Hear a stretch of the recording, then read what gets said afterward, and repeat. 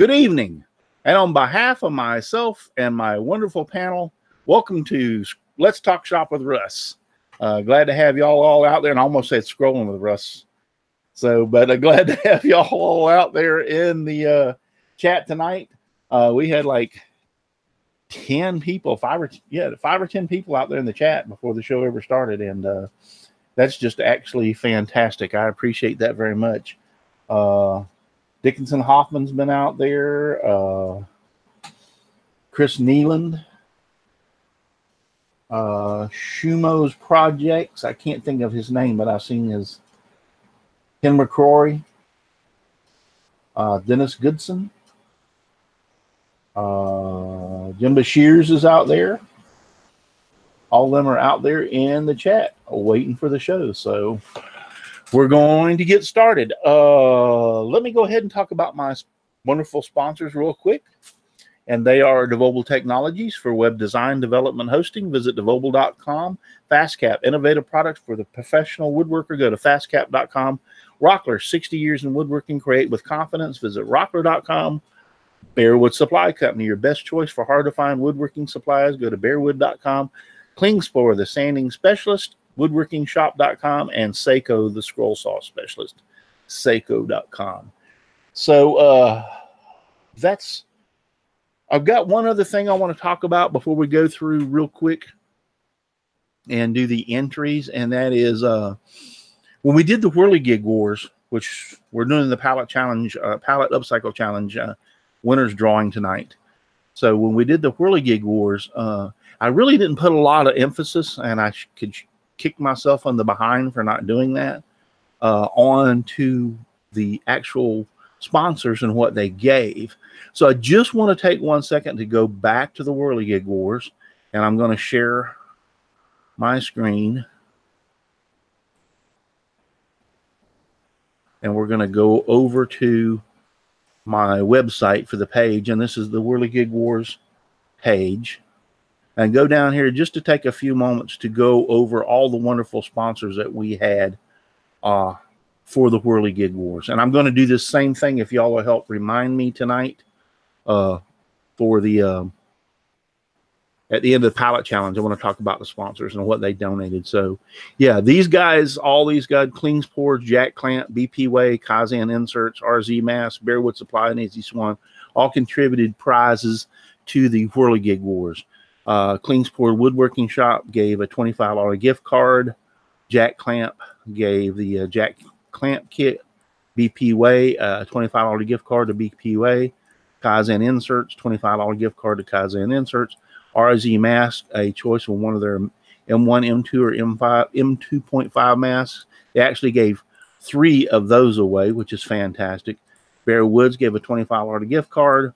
Izzy Swan gave 3 Amana Router Spiral Bits, USA only, and 2 Prestige 10-inch table saw blades, USA only. So thank you, guys. Thank you, Klingspor, Jack Clamp, BP Way, Kaizen Inserts, RZ Mass, Bear Woods, and Izzy Swan for contributing those prizes to the Whirligig Wars. And I really feel bad that I didn't do that night, and I kicked myself in the butt for not doing it. And I'm going to I try to write down things, but then I forget what the heck to write down. So I'm a sad situation, let me tell you. So we'll go ahead and run this since I'm here. Oh, I didn't have to do that. I could have just went boom and went to the Pallet Up Cycle Challenge. And there we have that on that. So there's the page to get that ready. So now let me get back to myself and stop sharing, and I'm back. So, all right, but I just want to take a few moments because, you know, those guys are what really make, I mean, it's not only the contestants, which is great, but those guys that contribute, the companies that contribute the stuff to the challenges are, you know, to be well commended and thanked for what they do. So, and get out and go buy something from them. I mean, come on, support them that support us. And I would want to say something too about RZ Mask. If you missed their sale, they had 25% off. So I bought a bunch of filters for my RZ Mask at 25% off. That's real cheap. So That's what this in this box. So I think they have that was a Labor Day sale. I posted it like 2 or 3 times across Facebook. So you missed out if you didn't get that sale because it was 25% off of your whatever you bought. So anyway, so let's go ahead and get the introductions out of the way. Sterling, I'm going to leave you for last, and we'll start off with Brenda. Thanks, Russ. I'm Brenda of Brenda G's Designs. You'll find me every place on the internet: YouTube, Twitch, Twitter, Instagram, Etsy, all over the place as Brenda G's Designs. I'm the eclectic crafter. Thank you, and good to have you here. And Chris. Hey guys, Chris here at the Old Cranky Workshop. You find me Facebook and YouTube. And lately I've managed to string 3 Saturdays in a row in the shop. It's amazing. But summer's over. We're back out here some fall projects, starting to do some Christmas projects, and get ready for the holidays. So, when do you have to stop being out in the shop? At what time to get too cold? It's up to Mother Nature, but I've pushed the envelope deep into December in the past. Okay. Probably. Both propane heater will come out. The hard part is that cuts down on floor space and cuts down on lots of sawdust and wood chips flying because they fall into the heater. So, yeah. So, but you know what it is? It is what it is up here in New England. You Yep. get the goods and the bads. So. Good to have you. John Schaffner. Good evening, everyone. John Schaffner here from Central New York. You can find me on Facebook and my YouTube channel under my name. I do have to apologize to anyone who subs to my channel and to Russ expressly. I was going to do the Pallet Up Cycle challenge. I realized that halfway through it that I didn't have any footage of me destroying a pallet, or because I was using a shipping crate that I had broke down like 4 years ago, and I didn't have any footage of it. I didn't have any pallets even to stage it or anything like that. So I withdrew my entry. So I apologize to all my subs and you, Russ. That's all right. I was going to say, you could have just grabbed a couple of pallets anywhere and torn them apart and just pretended they were the ones. I would have never known. Well, the secret is it was plywood. So. Oh, okay. Yeah, I guess that would have a little been hard to consume. Yeah, a little bit harder to do. Yeah. All right, good to have you. Katie. Hi, I'm Katie. I'm on Facebook, and I buzz around. I'm kind of like a fly. I just come around and bother people. You don't bother us. Well, then I need to try harder. I guess so. Thank you for being here, Matt. Hi, everyone. Matt Haas from Awesome Wood Things. I'm on Facebook and YouTube under Awesome Wood Things. Play around on Instagram under Matthew Haas Geek, sort of a personal Instagram with some woodworking stuff mixed in. I'm having fun doing some live streams on Monday, 6 p.m. Eastern. I play around with Adobe Illustrator and teach you how to use it. And 7 p.m. on Mondays, I do a show called All Things YouTube, where I break down the news of the week, do some channel reviews, give you some tips to grow your channel. That's a lot of fun. You should check that out. That's very popular. So I think Matt's going to lambaste my channel next Monday. Al will be in the hot seat, so I'll tear his apart. So well, thank you for being here. Glad to be here. That's a must see. Al?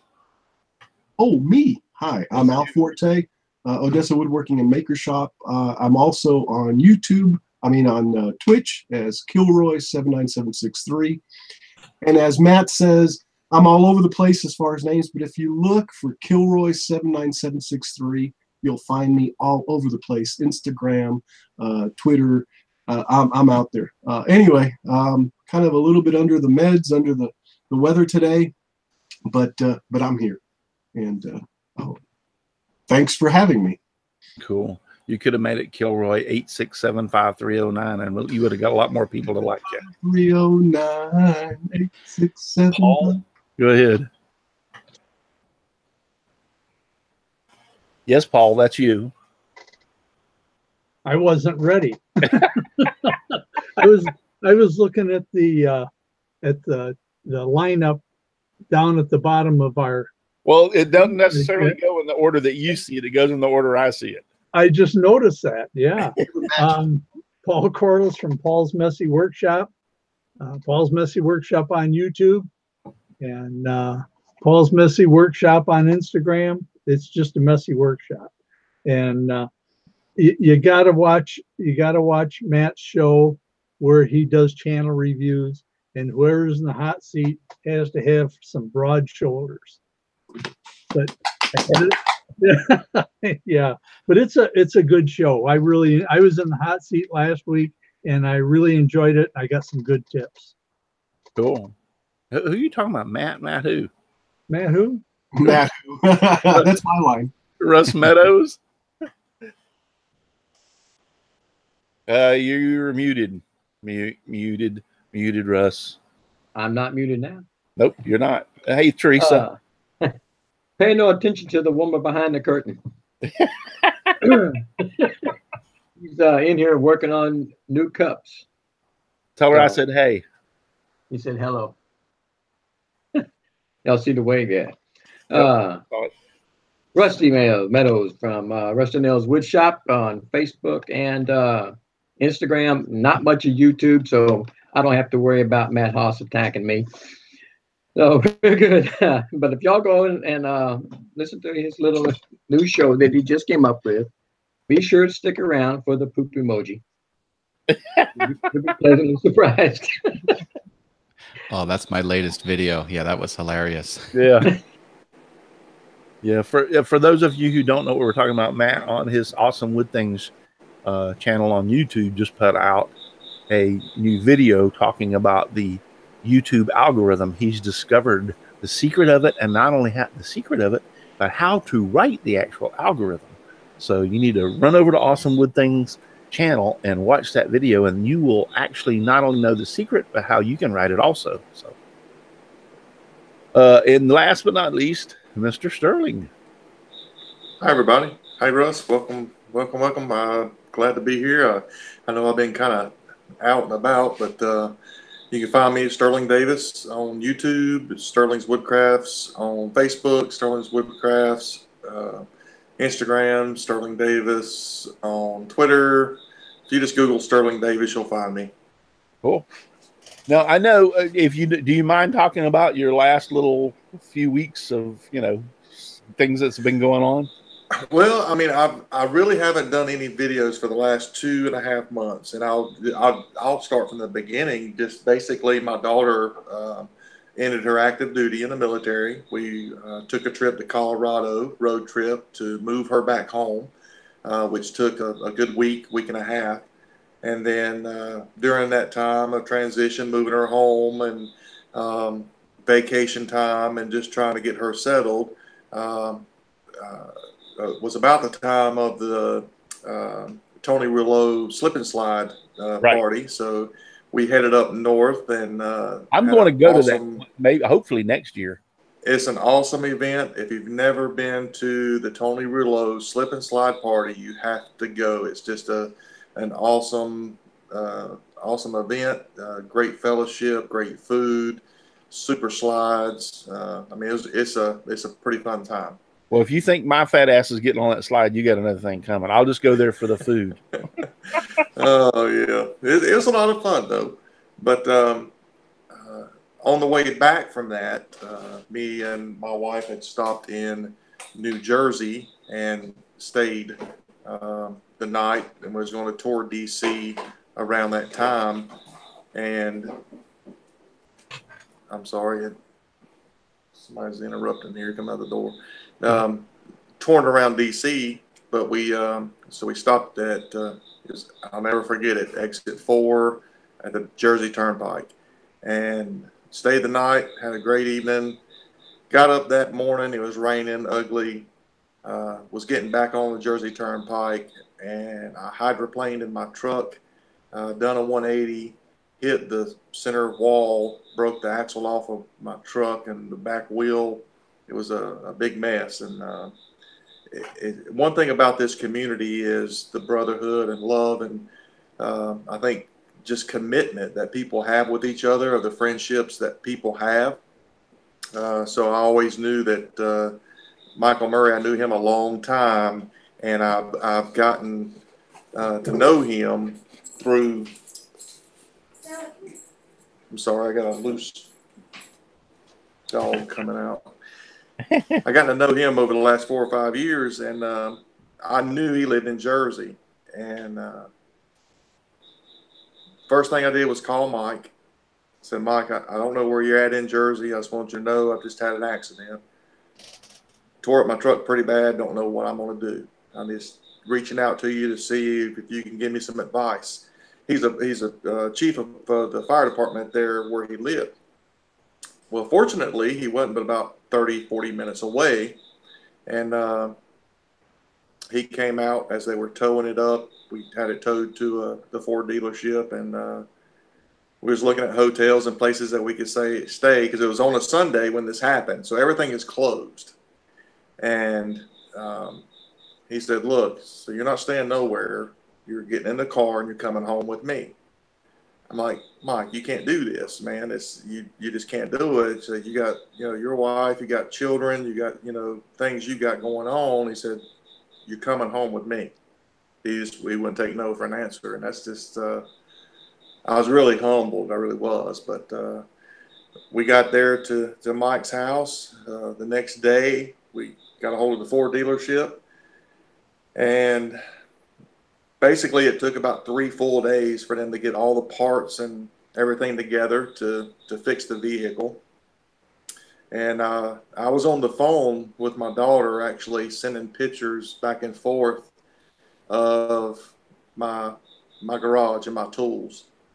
And I was literally fixing to start posting them online for sale, simply because I had no idea how I was going to get home, how I was going to pay for my truck to get fixed. And unbeknownst to me, between Mike Murray and Jamie Page and a few others, I know them two spearheaded the thing up, but the community in itself raised $1,500 to help in my situation, which was just, it was so heartwarming, and it was so moving. It was just beyond belief. But it literally paid for half of the funds that it took to fix my truck, and they were able to fix it. I was able to stay at Mike's home. I've got a new family, with Mike and Carrie and the 4 kids. They've got a beautiful family. It's just the kids were amazing, and they were so worried about the kids and the dog bothering us through all the stuff we had been through. And I was like, look, this is peaceful. Y'all have helped me. Y'all, this is taking my mind off of that. You're giving me a place. You're taking me and my wife in. You know us through a community, but you really don't know us, but you do. And it was a neat thing. It was just a neat, unfortunate thing, but it was a very, it made me a better person going through it. It really did. But it just through all of that, with everything, I broke my hand. I'm going through that now. I got the cast off, and so it's been a long 2 months, just needless to say. Right. And that's why I've really been inactive. I really haven't posted anything or said anything. I posted a few pictures here or there on Instagram, kind of letting people up to date, but no videos. I don't have the time or the patience right now. I want to get everything back in order before I go back into it. But that's enough of me rambling. I'm not trying. No, I did want you to tell the story, and that is so fantastic about Mike opening up his home and everybody. And I saw that, I heard about what was going on, then I read about the GoFundMe page, and I tried to help out as much as I could. And I know a lot of people did. And once again, what you say about that is so true. It's so fantastic. He not only reached out to you from his home, so to speak, or to open up his home and take you in and help you, but the community itself reached out in abundance to help you financially to be able to do that.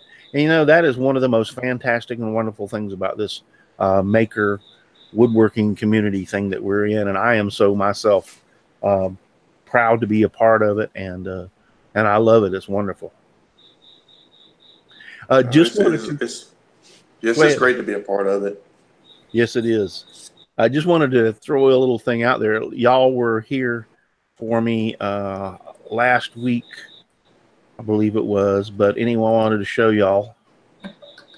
There is my Ender 3 that I put together here on the show, and I got it over there working for me. Right now it's making me something. Isn't that cool? I love robots. That's a nice thing about that. Yeah, I love robots too, Matt. You can set it aside, let it do stuff, come back to it, and you've got something. Yep. So for all those who watched me, was that last week's show? Yeah. Correct. Yeah, it was last week's show. For who was with me last week and watched me put it together, I didn't do such a bad job, guys. Even though I looked like I didn't know what the heck I was talking about, it actually works. So I must have done something right. So what is actually making on the back of the rails where the cables are square tubes that make up the base. And the cables can have a tendency, if that bed comes all the way to the front, to pull those cables taut enough that they could catch on the back of that square tube. This is a plastic piece that bolts on to the end of that square tube that is kind of going to be made like a triangle type piece to keep those cables from binding up on, and they'll just slide right up on top of the tube. And then when the bed goes back, they slide right off to the off. So that's what it is, printing. I haven't had the problem, but yet I haven't built anything big enough, so to speak, that the bed had to come all the way to the front. Most of the stuff I've printed so far has been right in the middle of the bed and hadn't had that problem. But they say it will catch. There is a problem with that, and you need to do something about it. Somebody said cable ties. That's one of the things you could do, but I figured, what the heck? I'll cable tie it and make this for the back of it, and then I'll make sure it won't get hung. So, but that's, I just wanted to let everybody know out there that watched me or watched the show about me putting it together. I figured y'all would think to yourself, yeah, this thing ain't never going to work. So I wanted to prove you wrong and show you that it actually does work. That's how I was feeling yesterday myself, but 3D printers are so nice. 3D printers can print 3D printers. I mean, yes, they actually can. The machines are taking over. Domo arigato. Yep. And another thing I want to show you real quick, I scroll these over on the Scrolling with Russ over on my Twitch channel. These are gnome doors, and I 3D printed the handles and the little fake hinges to stick on the front of these gnome doors. So that's another thing it did for me. And they are really detailed. They have little notches in the hinges to look like old-fashioned hinges. So those really came out great. 0.2 millimeters, right, Russ? Is that the thickness or the layer thickness? No, they're about 3. No, then, you're right. They're about 2, probably. Yeah, they're not that thick. Yeah, you can printed really, really precise prints. Oh yeah, it's really has a lot more precision than I ever thought. When I made those hinges, I was thinking, like, those notches are never in a million years. I have one right here. I thought to myself, those notches are never in a million years going to show up. But yet I know the camera is having a hard time focusing on it, but you can clearly see those notches. Yes. And that's small. Yeah, that's only about, that's not even maybe 2 millimeters wide. That would be really difficult to make on the scroll saw. Yes, that would. Yeah. I could make it on the scroll saw, but it would be a pain in the butt because of look at the little tip. Try to put it on my forehead so you can see a little bit better. Now, did you design that in Corel and then just extrude it in 360? Yeah, I brought it over as a DXF into Fusion 360 and then just extruded it up. But it was actually designed in Corel Draw. So, yeah, I just wanted to share those few things with you because we got to fill at least a whole hour here. So, but that's Russ, yes. You're not going to have Scrolling with Russ on Wednesdays anymore, right? No. And I just want to show you the little puppy dog I printed. He's so cute. Woof. That's a little puppy dog. This came in the with the software on the SD card to trial print. I had no idea when I hooked this thing up. It took 5 hours to print this little dog. Wow. Yeah, 5 hours. I'm like, wow, that is a long time. I started that thing that I showed you that's printing over there right now just before the show started, and it probably will be finished by the end of the show. So that's only about an hour. No, but before the show started, it'll take about 2 hours because I started it before. We all log in about 7:15 before the show starts. We talk about 30 or 45 minutes amongst each other before the show starts. So, but anyway, that's some of the stuff that I've been doing, having a good time around here. All right. So the 2000 Pallet Upcycle Challenge, 2018 Pallet Upcycle Challenge is here. We're going to be talking about it tonight. Now, Sterling is going to give away his Founders Award this year again, and so you want to tell them about that real? You don't have to announce the winner; just tell them about it. Yeah, I started this back I think in 2013, and I've done it 3 or 4 years, and I got to the point where I wasn't able to continue it on, and asked Russ if he would like to take on the challenge. And he graciously did that, and he's done it last year, and he done it this year. And I told him I'd like to have a stipulation in there to where I could give away a Founder's Choice Award to someone out there that is just someone that stuck out in my mind, that had just an awesome, build, creativity, and just, inspired other people. So this year I'm going to donate a $50 either gift card or direct to the PayPal if the person in question has that. However they want to do it, it'd be a $50 amount that I'd like to give out to the person that I've picked. I have picked one of the 18, and well, there's actually 17 entries. Yes. The first video is Russ. He don't count. Nope. So Russ, you're ineligible. Nope. And yep. But yeah, it's all about creativity and inspiring other people. And I honestly, I was really selfish when I started this thing. It was all about trying to give me ideas from y'all, and it was amazing of the feedback I got and the inspiration, and it was just a great thing to see, from an upcycling standpoint, and the things that's been made from pallets. It's insane. It really is. So the Founder's Choice Award this year would be a $50 sum to the winner of my choice. Yep. We're going to announce that last after the drawings.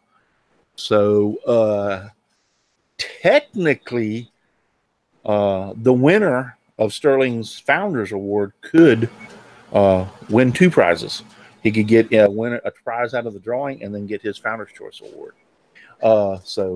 And he's invited. Sterling definitely is invited back next week if he wants to do, or next year to do this again. As long as he wants to participate and do the Founder's Choice Award, he will be back every year as far as I'm concerned.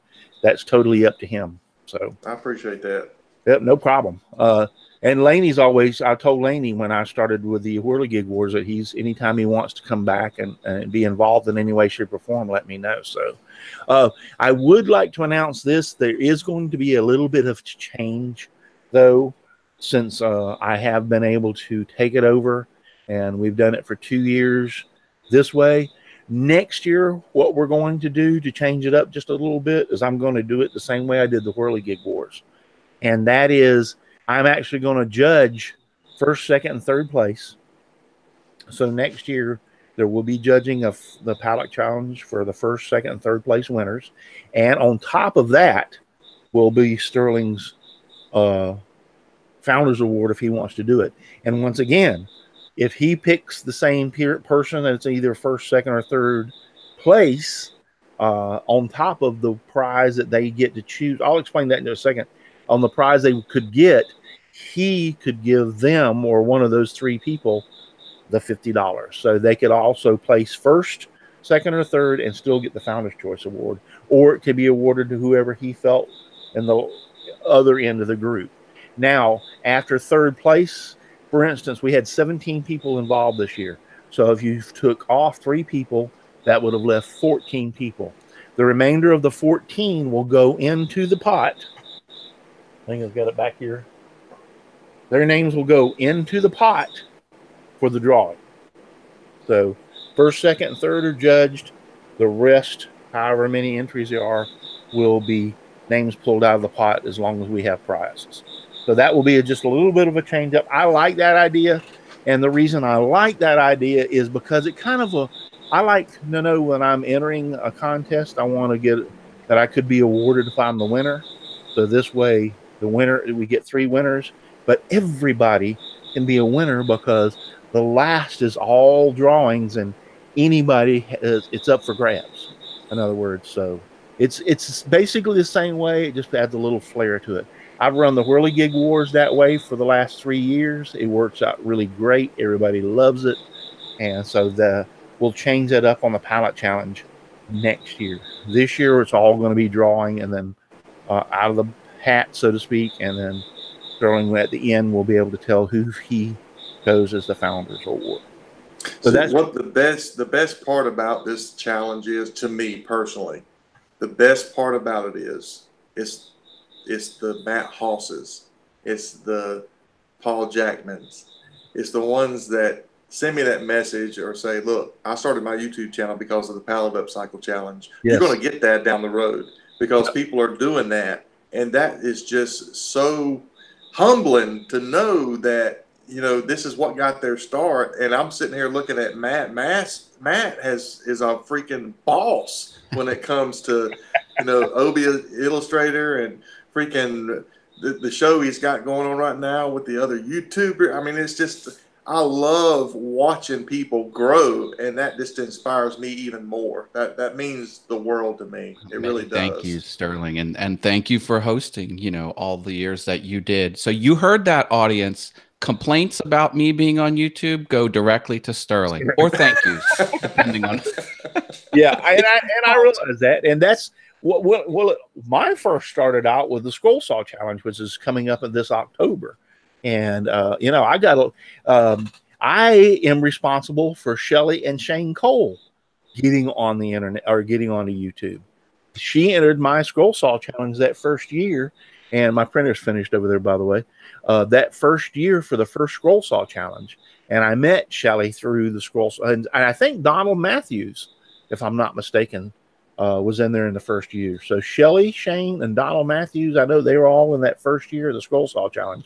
And they all broke out and started their own YouTube channels. So there's 3 right there off the bat that I can think of that I helped spawn and get them in and get started and everything for their careers on onto YouTube. So, yeah, it is quite rewarding when you see that, and it's an awesome feeling. Just real quick, I just wanted to show y'all guys. It did finish, and I will let that cool off and then try to go over there and bring it over here at the end of the show and show you what it printed. But yeah, it's done its little thing. It's over and done with. So very nice. Can't wait to see it. All right, so we're back, and so yep. Let's go over to real quick, and let's just go through the videos real quick and show what everybody put in. All the videos that were entered into the challenge, and show what everybody made, and then we'll do the drawing. We got plenty of time. We're just sitting at 9:30 or 9:34. 8:34, so we got plenty of time to do this. So let me once again go over there and share my screen, and we'll go over to the 2,000 pallet. And there, geez, look at there. Who was the first video? I wonder about that.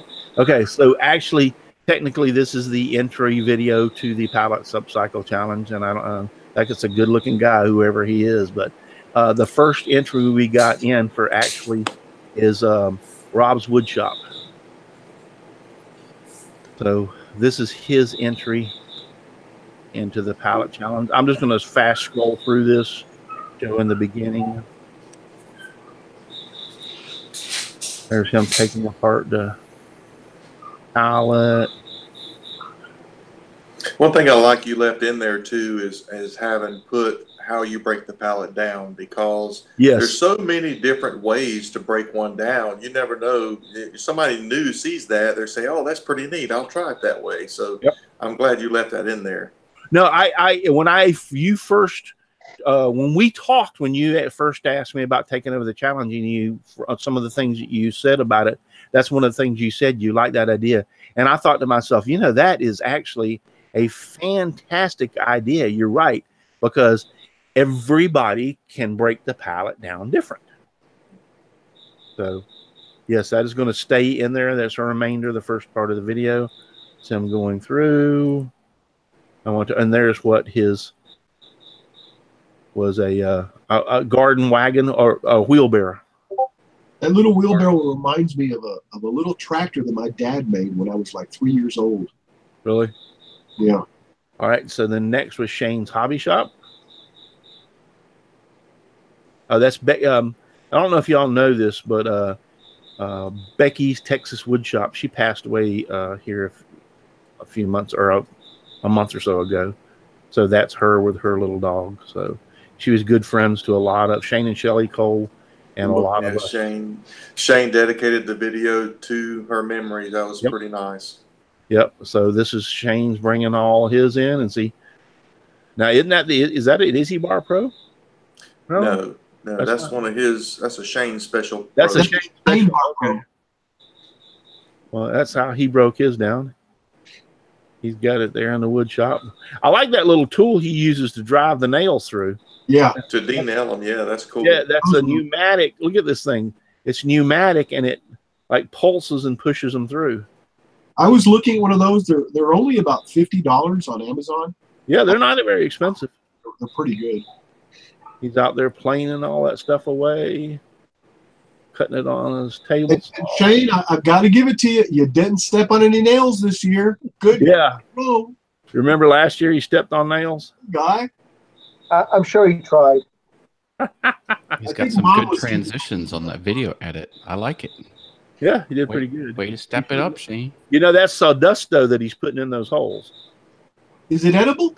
And they also they also have a special guest with the music that's being sung during the video, so you might want to check that out too. Yeah. Yep. Anyway, let's get down to the end, and this is what he made. Isn't that nice? That is awesome. That's a good looking end table or for a bed. Got a drawer. It's almost like a little shaker style type end table. That's amazing. Yeah. You look at that; it come out of a pallet. How cool is that? That is awesome. Shane is really good. I mean, this is last year he won. He was your founders. He got the Founders Award last year. Yep, sure did. All right, let's go on to Crosscut Creations. This is him, and let's see if we can go back and where do you show? Oh, this is just. Yep, there we go. This is how he's breaking down his pallet. Handheld jigsaw. There's no wrong way to break down a pallet. Nope. It's free wood. And he's over there on the table saw, cutting them up. He was in the chat. I think he's still here. Robert, right? Shane's over in the chat. He's got a CNC. Look at that. Shane says he's blushing. He's blushing. Yeah. That was a nice clock. I like that. Yeah.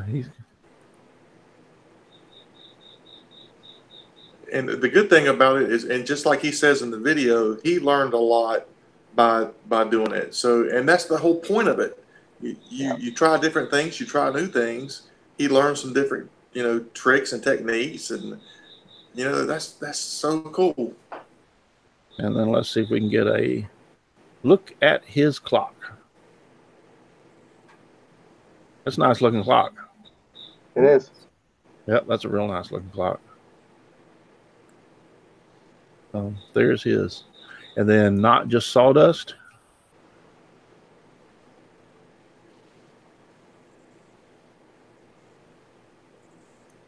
His shop is way too organized. Yeah, I trip over stuff.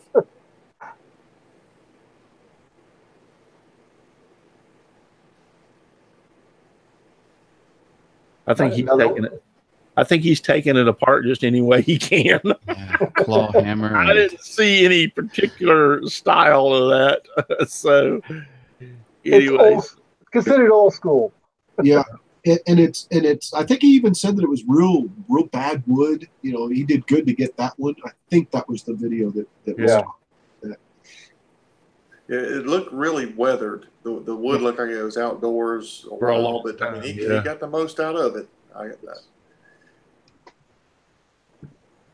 And that's the thing. You take a bad piece of wood, basically something that's going to get literally thrown away, and make something out of it. You have something. Quite a feeling.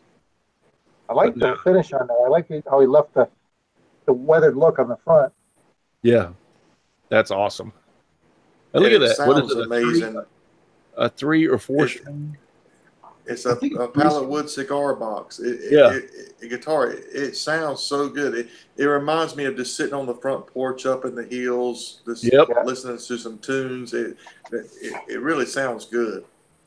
You know, some year at the wood show, everyone's going to bring the instrument they made and put a band together. Now, it's not like this is his first day at the ballpark. Looking behind him, and I would like to know if he actually made those. Yes, he makes the instruments. Yeah, that's awesome. Wow. There you have it. And that's just not just sawdust. Then we have Josh Furman. I don't know if that's it's Furman. Okay, I'll quit before I mess it up.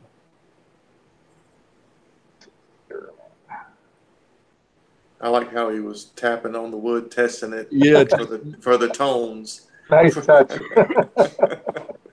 Yeah. He cuts them all into little strips, run them through his An X-Acto knife. Nice. I know, and I'm looking at this going like, wow.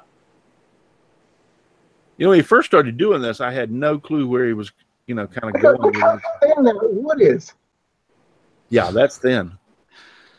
I had no clue where he was going with this, you know, at first.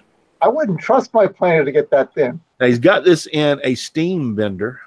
Yeah. Well, he took the runners. He took the runners and cut thin strips to make the wall. That's just insane. Now, get a hold of this, guys. You are seeing this for real. This is a violin or fiddle, whichever. The pallet idle. Yeah, pallet idle. Even the chin rest wood. That's crazy. I know. It's like, can you turn if I was actually, and I'll tell everybody up front because I've watched all these videos myself.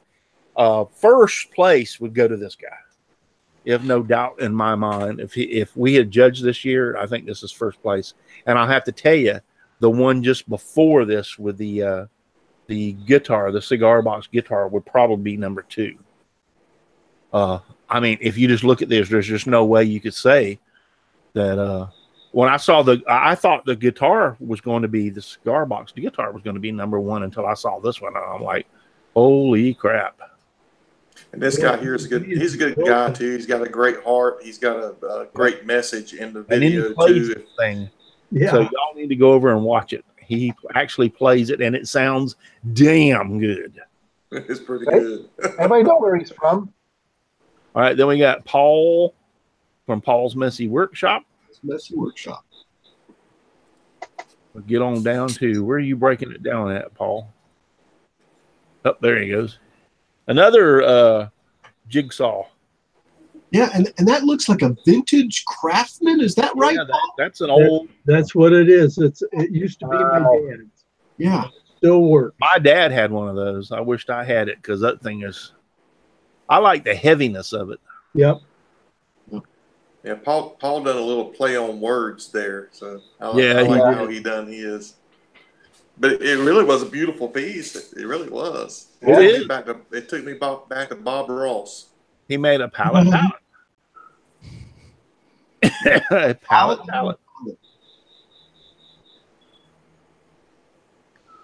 That is a pallet made from a pallet. All right, where you go? Show it to us, Paul. Come on, there it is. There it is. That's a painter's pallet. Yes. That's nice. It's It great. is. Love it. If you wouldn't have saw the beginning of that video and you look at that, you would have never believed it come from pallet wood. Exactly.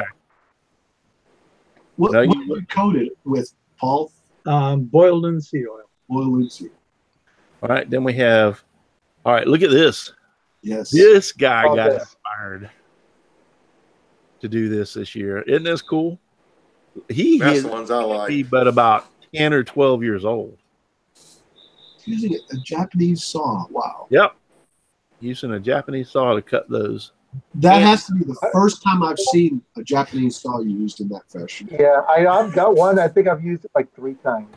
Yeah. And he gives great instructions in his Yeah, he video does. too. Yeah. I enjoyed the video. I watched it all the way through. I enjoyed it. I think everyone's going to leave him a message and encourage him to do more projects. Yep. I'll keep going, buddy. You're doing a great job. I That's left him a great fantastic. message. Jeff, I think he does I fantastic. try not to leave any messages or comment too much, other than if I do comment on the videos, just to let them know that their entry is there. And the reason being is because since I run it, I don't want to post messages that might give any inclination that their video is favored. I wait until after the challenge is over and then go back and make my comments. Yeah, because if I, make some comment, somebody might say like, "Oh wow, he liked mine. I'm going to be in first place," or what? You know what I'm saying? Misled what I wrote. So I just try to make. The other guy is a water, and I like rustic looks. That is such a simple, rustic-looking project. It's just, Yeah. Now this turned out really good. I really like this. I do too. Yeah, he did a nice job on that. I like the way he did that patina, I don't know, where Yep. on it. Yeah. Yep. It's a And then faux Looks the like next put one. that on Etsy. He'd sell that sucker quick. Yeah. Let's get over here to see. Yep, there he is.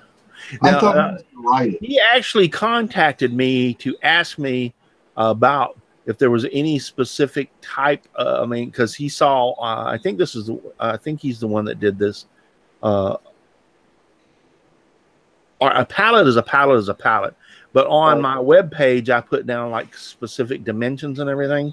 And I told him, I said, no, because he thought it had to be a pallet just exactly like the one he's tearing apart right now. It's because he said he had some others. I said, no.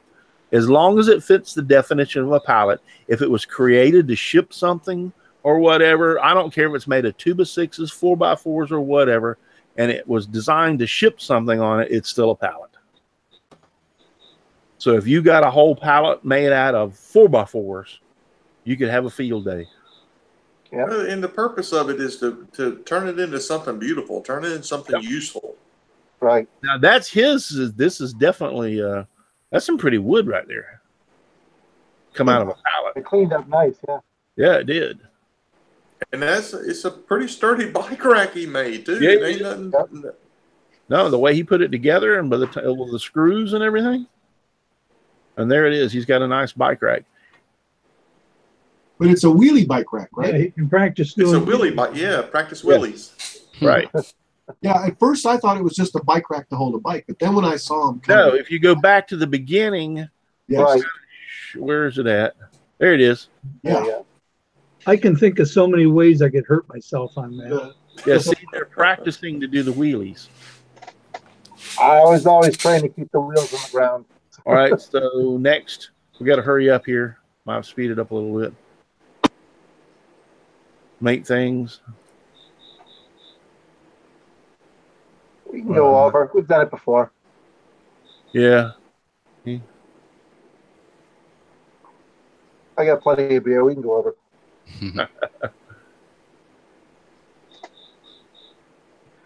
I forget what it's. Oh yeah. Okay. Man, there's some serious lag bolts in that sucker. Yeah. This I thing's like built when to people last. overbuild. I'm He's fine even with using biscuits in the edges.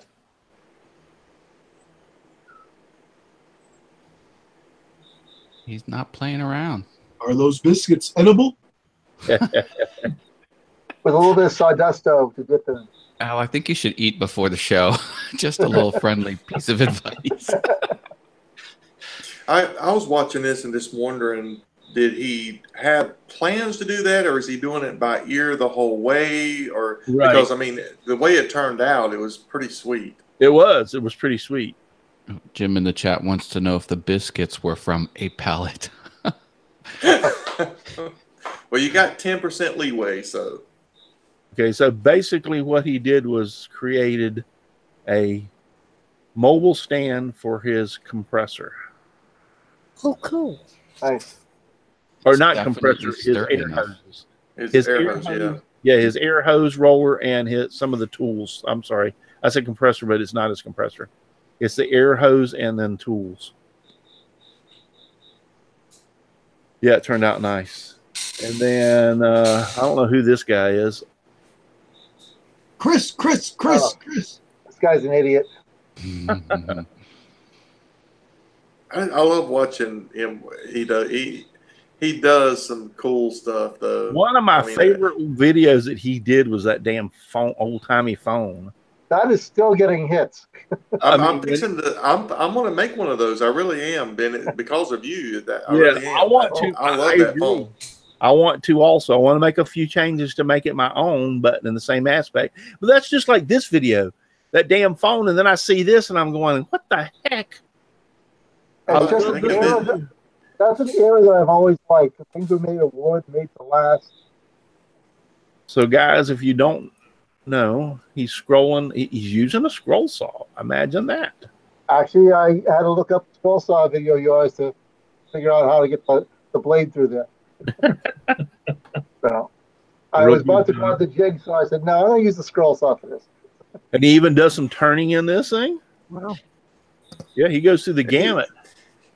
So people may not know, he was a toss-up last year because of the foosball table, because it really that really was I had a real tough time with that one. But this right here too, it was, I don't know, it's like he's an old soul between the phone and now the old radio. I'm digging it. I love that. It is. It's beautiful.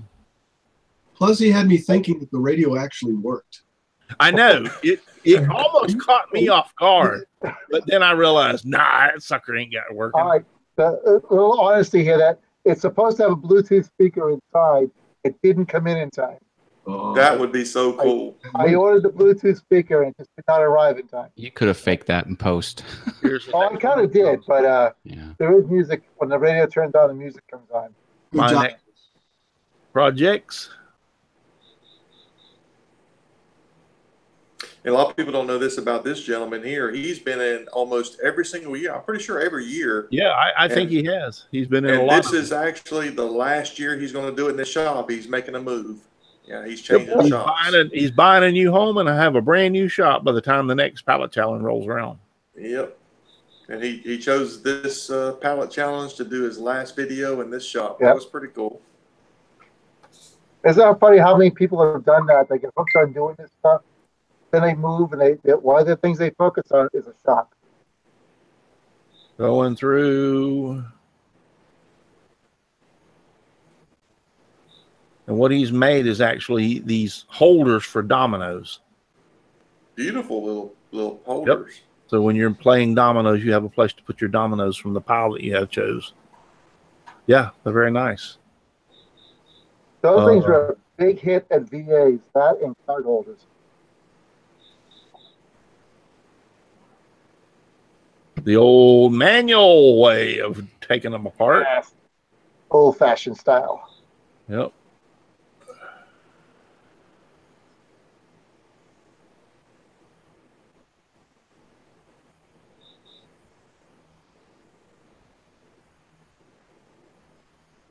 I thought it was pretty cool how he made those extensions. Mm-hmm. Yeah. And what he put on them was pretty stout. I mean, it wasn't no joke. I mean, that was that was still steel bars. Yeah, look at that. I can't remember what it was, but one of them actually had an oak pallet, and it's like hitting, winning the lottery when you find a pallet that's oak. I don't know if it was this one or not, but I don't know. We find a lot of oak up here. Really? Yeah. I mean, most of the pallets here are oak. Yeah, see, look at that. Look at how much weight that thing's going to carry. Right. also depends on where you go. I found a source that it's a vendor for power wheelchairs, and all those things come on heavy duty. Well, yeah, that's what he made them, was an extension, be able to hold that stuff on the front. Pretty cool. This was the next one.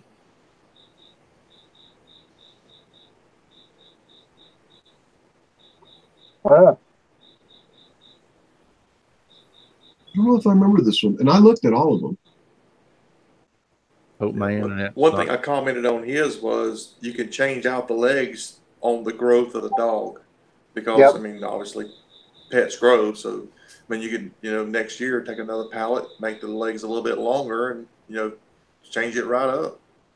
It looked really good though. I mean, the top, I like the rustic look of the pallet. I really do. It's, well, I kind of do too. We built my the first year, the year before you gave me the pallet challenge, me and my son entered it, and we built him a TV stand for his bedroom, because it had to have specific dimensions to be able to go between the closet and the door, and it only could be so wide.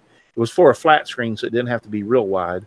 But my point was, I actually, when we finished it, he even commented, he says, I love it the way that we left the nail holes and everything in it, because it makes it look so awesome. Right. you know.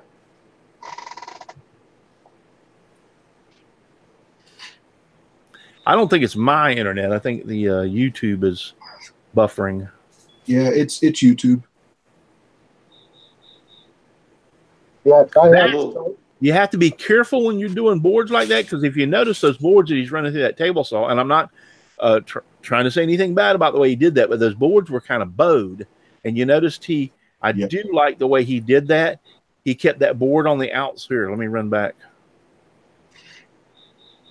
Yeah, see how he's keeping that board on the outside to keep it up snug? Those boards have a little cove to or bowed, and those are nasty to cut. I've had a few of them kind of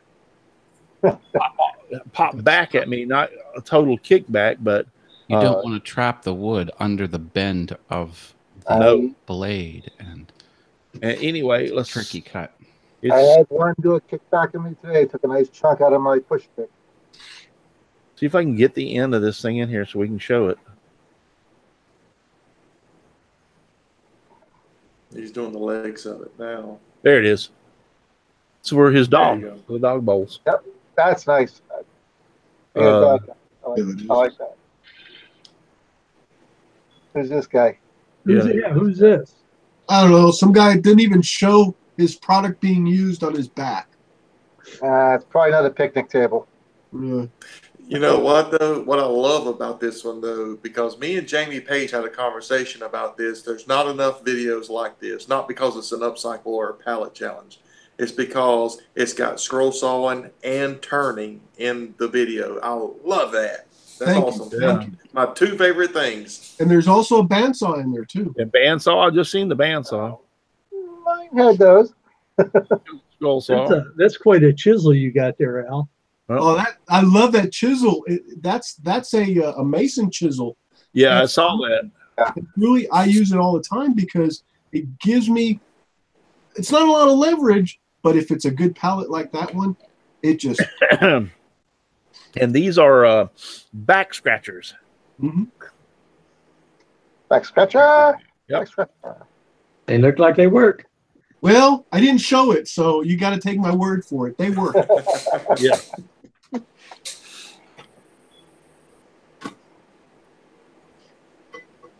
In the opening, I thought he was building a platform for the trailer out of pallets. I actually kind of did too. I was like, what the heck is he making? And we're going to watch this just for a second so you'll get the idea of what I'm talking about. And look at the size of some of these timbers. I know, that's a monster. Yikes. I said before, I thought it was the other guy that was talking to me about the dimension of the pallet. I think it was this guy that nailed me. Yeah. That is pretty cool. Yeah. It's go ahead and go through. God, it's like the ribs of a boat. Yeah, it does. I mean, that's a heavy duty. That was a pretty massive pallet. Katie, you could sit in that thing and it wouldn't break. That is a man's chair. Yeah. Yep. He's burning it. From And the there- throne. Nice. That's nice. That's real I nice. love that two-tone he's got going on there. Yeah, the dark with the light. Yeah, that looks good. He's got a pair of them. That's what's so great. All right, let's get on to. Here's another one.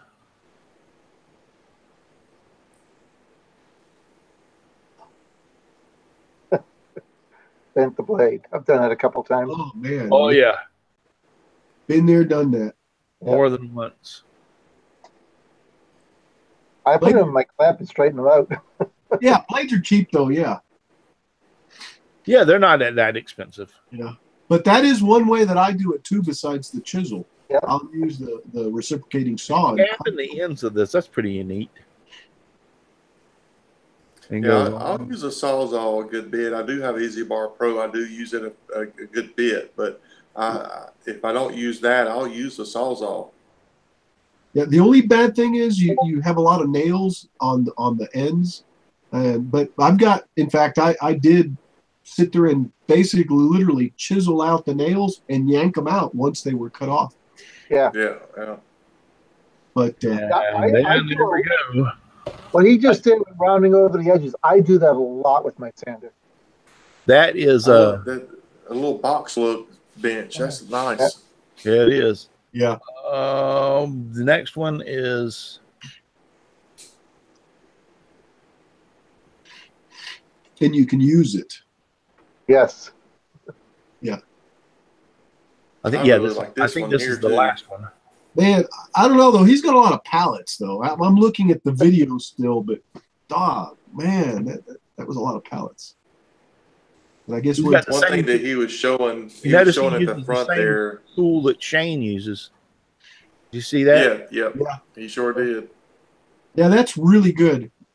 I've never gotten one, but I've thought about getting them. I like how he uses his what is it, radial arm saw to. I've been wanting to do that too. Buy a radial arm saw and put a set of dado blades on it, and that's all you use it for.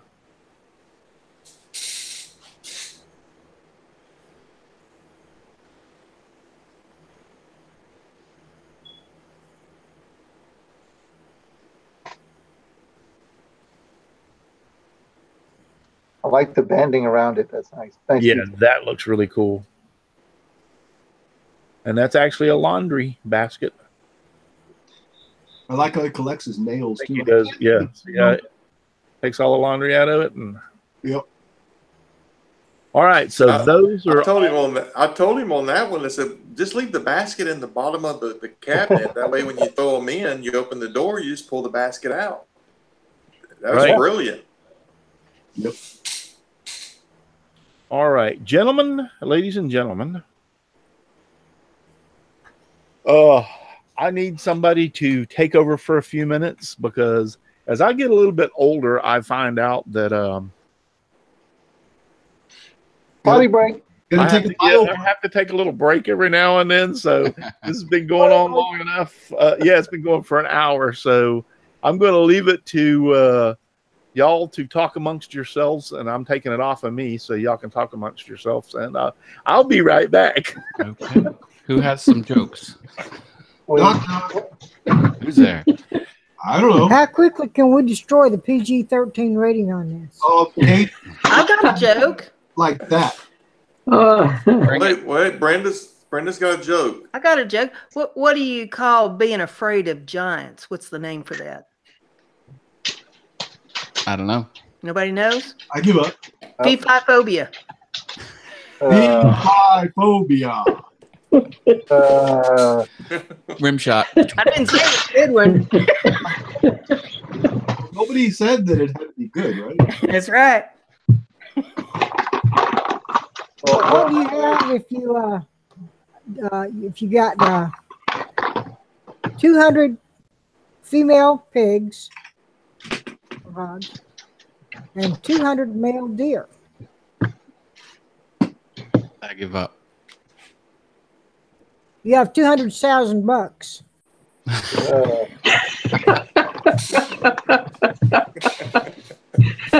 No, I like that one. I like that one. Jokes you can tell your grandchildren without pissing off their parents. All right, guys. Sorry, but as you get to be my age, your bladder just don't. If you watch the replay, you'll understand why this was not monetized. All right, jokes. I got a real quick one. So this highway patrolman was sitting on the side of the road, and he's just about to get off work. I'm talking about within 10 minutes he can get off duty, and in front of him passes a Corvette. Boom! Just a speeding. And his radar goes off, and he goes, "Gotta pull him." He gets in behind him and finally pulls him over and walks up to it. It's like an 80-year-old man in this Corvette convertible. He was doing over 100 miles an hour. He walks up to the side of the window of the guy, asks for his driver's license, looks at it and everything. He says, "Let me explain something to you. I was just about to get ready to get off work. And if you can give me one good reason as to why you were speeding so bad that I have never heard, I'll let you go. Because I really just don't feel like messing with it this afternoon." The old man looked at him and he says, "Well, about 25 years ago, my wife ran off with a highway patrolman. He looked a lot like you. And I just thought you were bringing her back." Oh.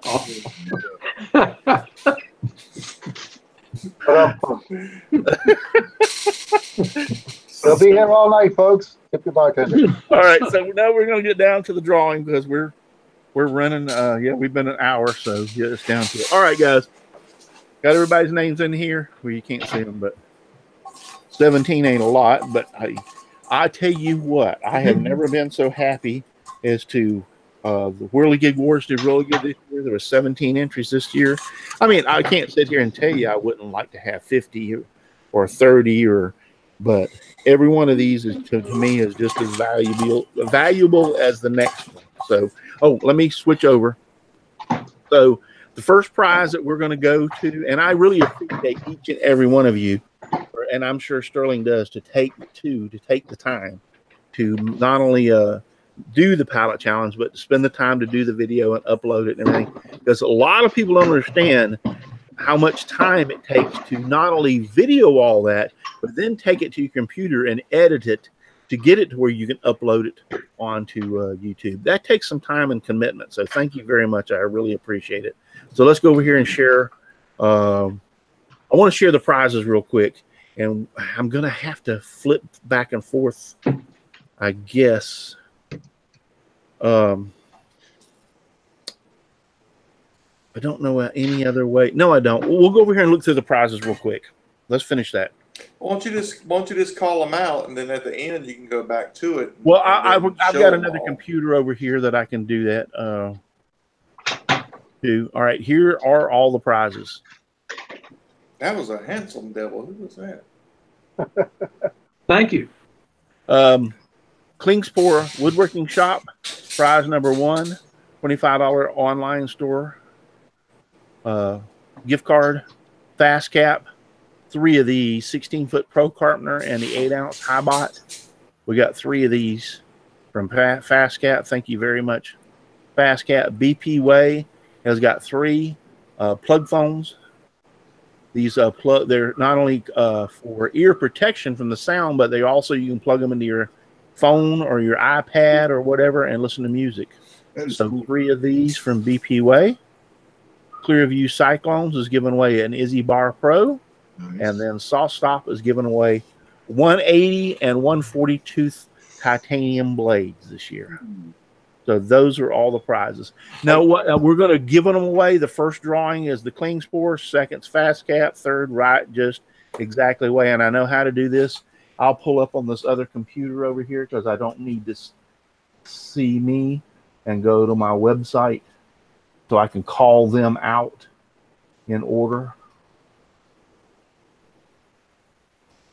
Just give me 1 second to pull up the page.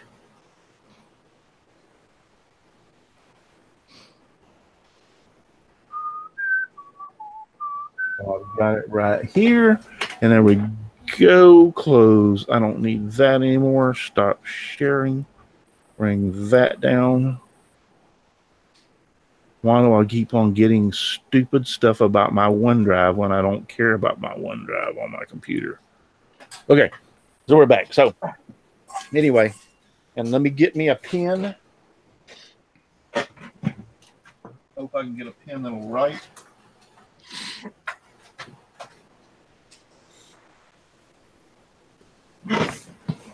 So I can write on the back of these when I pull them. Yep, I got me a pen that'll write. All right, here we go. They're wanting to clean together for some reason. He wants a bass boat. Yeah, Who Shane wants, still, who Yes, wants you- one? a bass boat. Guess who? Oh. All right. Here we go. We'll lock on me real quick. Here we go. I got the first one right here. The first one, which will win the $25 Cleans Pour gift card, is a blank piece of paper. I don't know how the hell I did that. Are you That was my entry. I'll take it. That's mine. Okay, hold on a second. Got this one. Sorry about that, guys. All right. The winner of the Cleans Pour $25 gift card is Make Things. Cool. Make things. Make Things. Very cool. Congratulations. Let me write that on the back. Clean Sports has a lot of cool stuff, not just sandpaper. I'll leave that right up there. All right. This one is for, yep, I got one. Fast Cap, the 16-foot tape measure and the glue bot. This one is for Build Stuff with AJ. Nice. Nice. Congratulations. Very good. Congrats, AJ. Who's in the chat? Are they in the chat? Fast Cap. And this is for the second one. Yep, got one.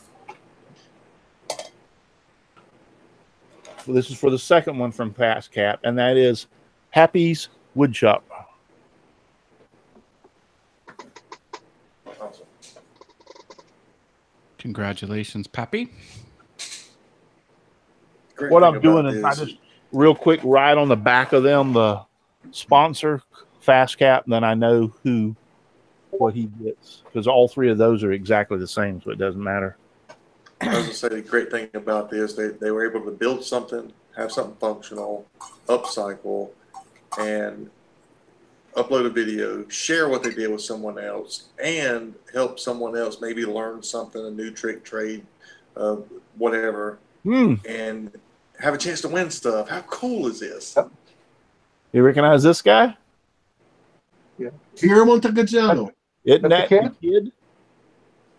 And that Oh, little, good, yeah, good job. yep, that's a little boy. All right, so he got from Fast Cap. Nice. That'll keep him encouraged. Yeah, I'm glad he got something. All right. This is for the BP Way. One of the headphones.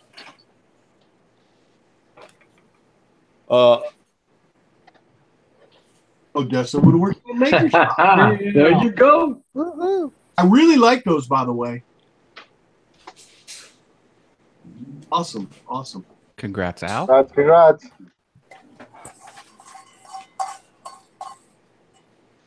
I got two of these, so I'm taking this one right here. There it is. I can't see the name. Oh, it's another headphones? Oh. I know they all are going to think this is rigged. Hey! All right, Chris. Second headphones. Hey, Chris. Frankie Workshop. I wonder if I could plug it into the radio.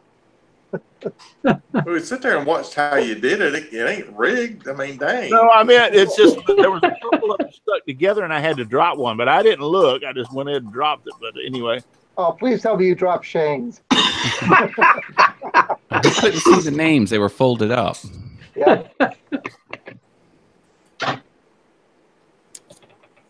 This one, Joshua Furman. Now, how many BP way? BP way. So this is the third BP way for Joshua Furman. Third BP way? Yep. The third BP way. Because you He was got the one with one. the violin, wasn't he? Yeah, he deserved to win that. Is he the one with the violin? Somebody go back and look. Yeah. Is he the He's one the with the violin, yeah. He's the violin. All right, Yeah. so he did end up winning something. So he'll cool. Awesomeness. And this one is for the Clear View Cyclone. I should have it. Freaking having it put in here. I remember this one. This was the last one. Construct Icon. This was the laundry. Laundry thing. Yeah. Yep. Good This is the job. last one. And then he's getting the Clearview Cyclones. Mhm.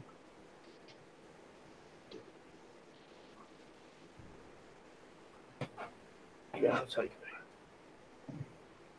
it. And then last but not least, Last but not least. got it. And we will unfold it, and it is my next project. Congratulations. Nice. He will win the 2 blades from Sawdust. Those are Oh, great wow, blades. those are nice. Yeah. Which one was he? I don't remember. My next project, go back and look. Congratulations to everybody that entered. Absolutely. Yep. There was some nice stuff in there. Good It stuff. for amazes sure. me how every year people come up with different ideas. Oh, Yeah. yeah. Yeah. It gets harder every year. And Yeah. breaking down the pallets, that was interesting. I So hardly just to, had 2 that were the same.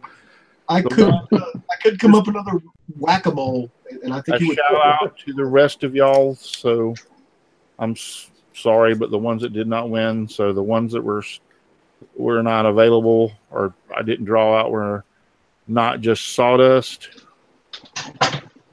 Well, Not Just Sawdust. Did he do the guitar? Unfortunately, Paul Smith Yeah. Shop didn't win anything. sorry, Paul. Hey, Tell you what, Paul, I'll give you half an earphone. Shane's Hobby Shop. Shane's Hobby Shop didn't win anything. Crosscut Creations. I just want to show you that everybody was in here. Richard Martin.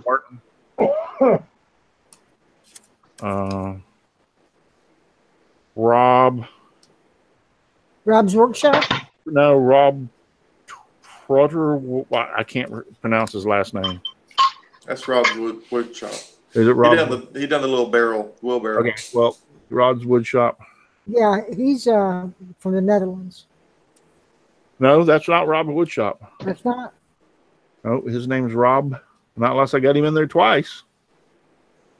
Rob from something woodworking. Takami would There you go. he's out in the chat. He's not, Oh yeah, he done the rack. He's the one that done the rack. the reason I holders. know he's not Rob's Wood Shop is because there's Yeah, Rob. okay.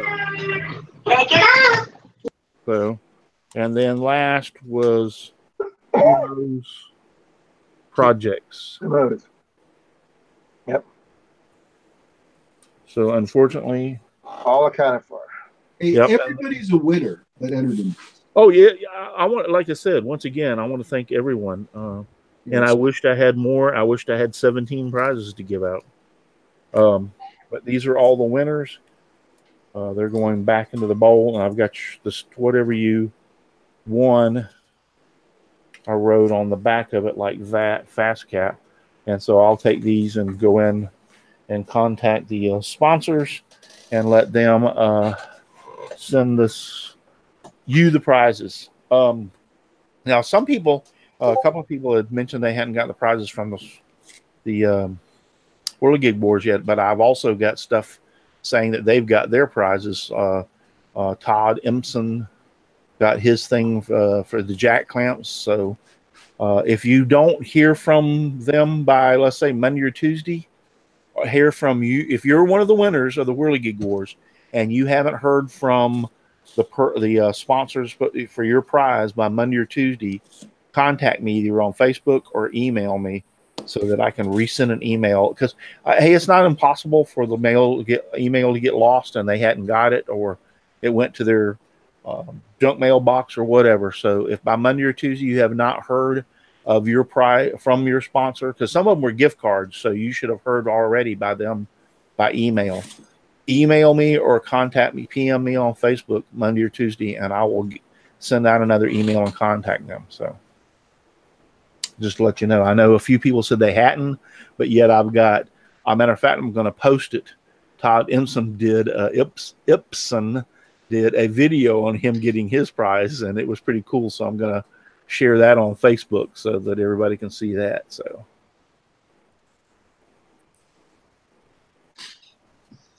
So anyway, I just read what Brenda G Designs wrote on the inside chat. OMG. You never read that thing. Yeah, I did that time. It popped up, and I'm like, huh? the one time he reads it. Yep. That was funny. That was funny right there. So anyway, thank you very much. I appreciate you. I appreciate all the sponsors. And let's give them one more shout out. Heck, why not? I don't mind giving them a shout out. And the sponsors for this year for the 2018 Pallet Upcycle Challenge were Klingspor, $25 gift card, Fast Cap, the 16-foot Pro Carpenter, and the 8-ounce Highbot. They gave away 3 of these. BP Way, the plug phones, he gave me 3 of these to give away. Isn't that fantastic? Clearview Cyclones, the Izzy Swan Bar Pro, and then SawStop, the 180 tooth and 140 tooth titanium blades. So thank you guys, all of you who donated this year to the Pallet Upcycle Challenge. I appreciate you all, each and every one of you very much, and also to all of y'all who entered. I'm sorry that we couldn't give any more prizes. Let me tell you, it's not hard to get the prizes, but you have to understand, Sterling almost cursed me when he gave me the Pallet Challenge, because what you have to realize is I have the Whirligig War Challenge in July, and then July, then we come along with the Pallet Challenge right behind it.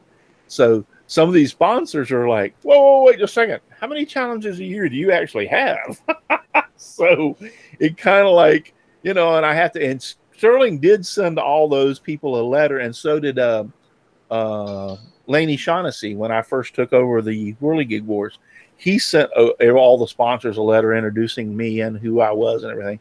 So they know it, but you have to just realize it's like when you hit a sponsor 2 or 3 times in a row for, to donate, it's like they're going like, are you really not keeping these? Well, the one thing you have to remind them of, look, this isn't going to me. This is going to the general public that is to promote your products and help not only promote your products, but going to a maker that will help promote your products because they're getting your product. And it's an evolution thing.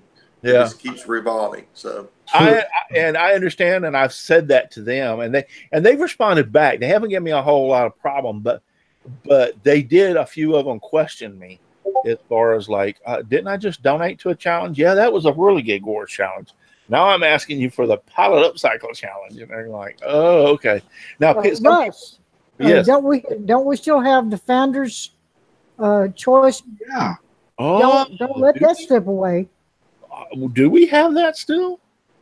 I believe we do. We do? Oh, wow. Okay, well, Sterling. Get together there, buddy.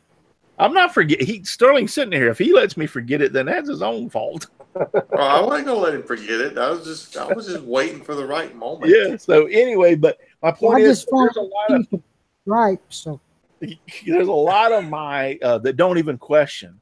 And I would like to point them out, for instance. In other words, Fast Cap, they don't even question when I ask them for stuff, you know, and the same with Brian over at BP Way. You know, he's very generous in donating. I mean, they're all generous and they all donate. Don't get me wrong, but some of them are really forthcoming and really love to help you out and help do things like this. But we have to understand also they are a business. They're in this to make money. So, but at the same time, that's where we as a community, we need to be supporting these sponsors that help with these challenges. We need to be going to their websites and buying the products from them because they are the ones that are supporting this community. That means a lot. Yep. Or if you don't do nothing else, but go on their website and they have you can find out an email that says send your stuff to information at bpway.com or sales at bpway. Send them an email. Take a few minutes to say, hey, I entered the Pallet Challenge and I saw that your company donated to the Pallet Challenge. And I would just like to say thank you for helping Russ out and helping the Pallet Challenge and help putting Woodworking, promoting this out there. You would be surprised how far that goes down the road. So if you can't do nothing else, send them an email and say, hey, I recognize you for helping out. Because I guarantee that'll make a difference. They start getting flooded with emails. They're going to go like, holy crap, we got like 30 emails from the Pallet Up Cycle Challenge. People are saying thank you for that. That's one way you could do it. All right, so without further ado, we're not going to hold you because it's rocking on, 9:27? Yep, 9:27. We're getting late, yeah. Yeah, we're getting late. So, I'm going to turn it. I've locked on you, Sterling, and I'm turning it over to you. And so it's all yours, my friend. All right, well, and again, this is all about, it's not about a favorite. It's more about inspiration, about creativity, about how you presented it. I'd be remiss if I didn't give a couple of honorable mentions. I know Shane Hobby Shop, he won it last year with the cabinet that he won with the cabinet that he built, and he had sawdust in there with the framing, and that really is what set it off for me. But it was a beautiful piece. But he done the shaker style little cabinet here for this year, and it was a beautiful piece. It really was. I wanted to call him out. It didn't catch my eye as much as the winner did as far as the Founder's Choice Award, but it's still a beautiful piece. Also, the gentleman, let me pull up his name here because I don't. Not Just Sawdust. He's the one that done the 3-string cigar box pallet wood. To me, I'm an old mountain boy. I'm a country boy, and just to hear him picking that 3-string pallet wood box, and I can just see sitting back on the front porch with a jar of moonshine, listening to some good music, just chilling.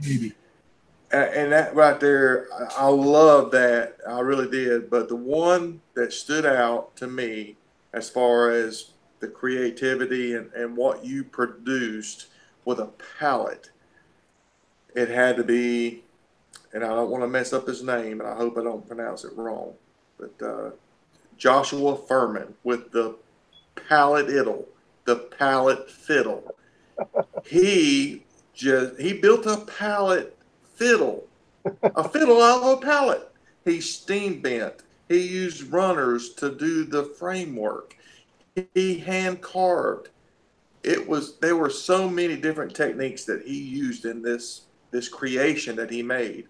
Not only that, to hear him play it at the end, you have got to go see this video and listen to how it sounds. It's just a beautiful piece of art that he created from a freaking pallet.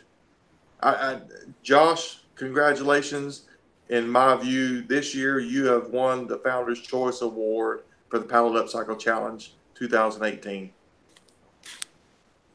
Yeah, I totally agree. If this was the judging this year, he would have took first place, hands down. There's no doubt in my mind. I said that before at the beginning. I mean, there was great a lot of great entries. I loved all of them.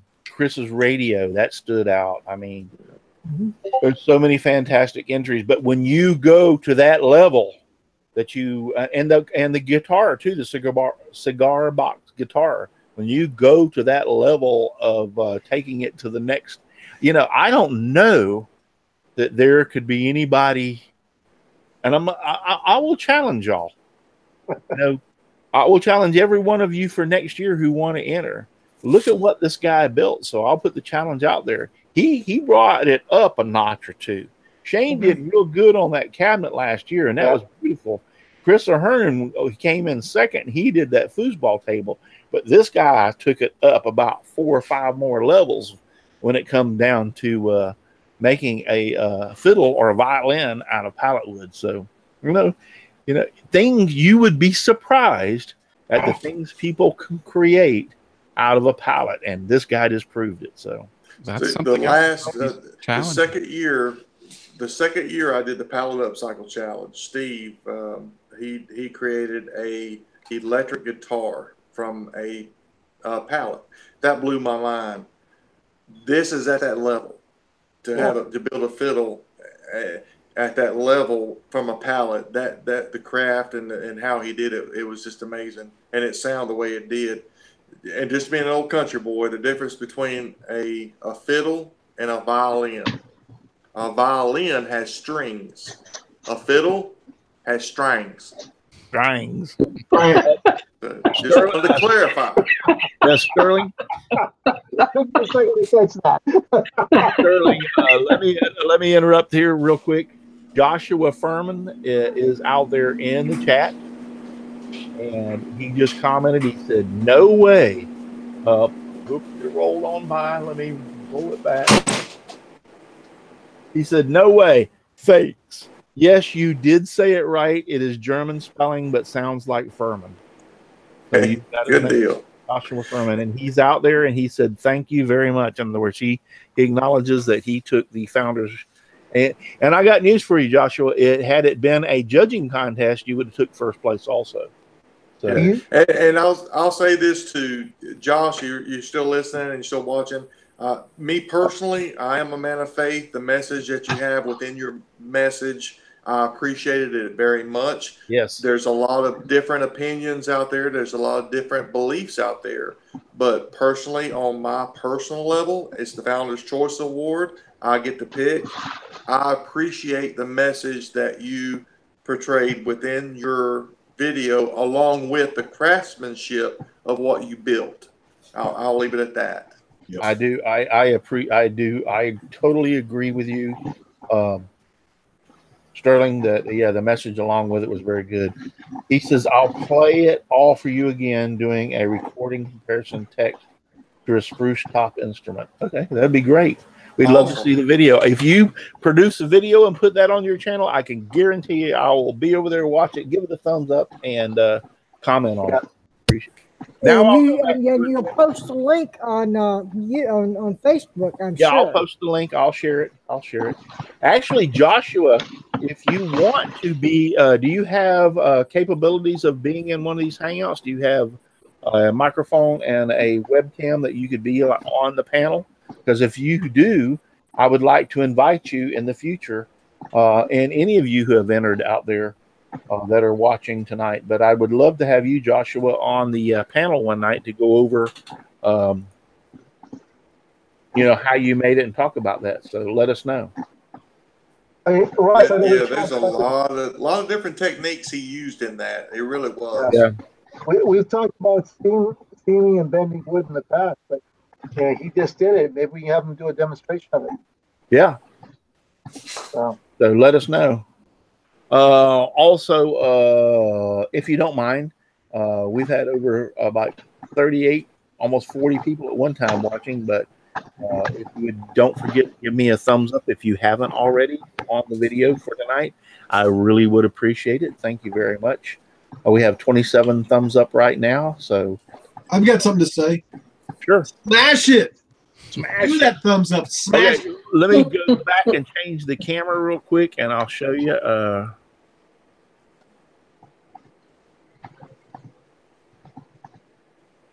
Hold on. What are you doing? I think I almost messed up there. No. Oh, there. Just for what it's That's worth, unheard of. I can't really see any comments at all because I'm on an iPad. So if anybody's questioning or has any comments, I don't see them. So I'm not ignoring you. I don't want you to feel like I'm ignoring any comments out there. No. Yeah, he's on his iPad, so his computer wasn't working tonight. So anyway, you can see that the it is finished over there. So I'm going to go over there and get that real quick. And Russ, I made a comment about you're not going to be doing scroll saw with scrolling with Wednesdays. I want you to finish it. You didn't. I'm sorry. Okay. Yes, it's going to change. It's no longer going to be scrolling with Russ on Wednesday nights on Twitch. I've decided to change it. It's going to be scrolling and making with Russ on Wednesday nights on Twitch. What I'm Just going don't to eliminate scrolling. Yeah, no, it's not going to eliminate it. It's just I'm going to include some other stuff. For instance, when I do some of these, I talked about it the other night. When I do some of these projects like these gnome doors, I would like to be able to include how I made the stuff on the 3D printer. So I'll include this 3D printer, and when we might get into some CNCing, and I'll actually want to start. I want to build a table that sits on top of the scroll saw table, so that I can actually put this stuff together live, and we can actually paint it together live, and you can see what I'm doing. That will protect the table, and also I've got my table at a very steep angle, so therefore anything I put on that table is so slick will roll off. So I'm going to build something that goes on top of that table that is level, and I'm probably going to use MDF, but something like MDF just to put a table over it so that I can create projects on top and glue them together and do that kind of stuff live. So we're going to do that and get into some 3D modeling, 3D building, and some CNC. So it's going to be called Scrolling and Making with Russ. That's what we're going to include it on Wednesday nights. So let me real quick go over here and get this thing and show you what I actually made. I'm interested to see how it turned out also.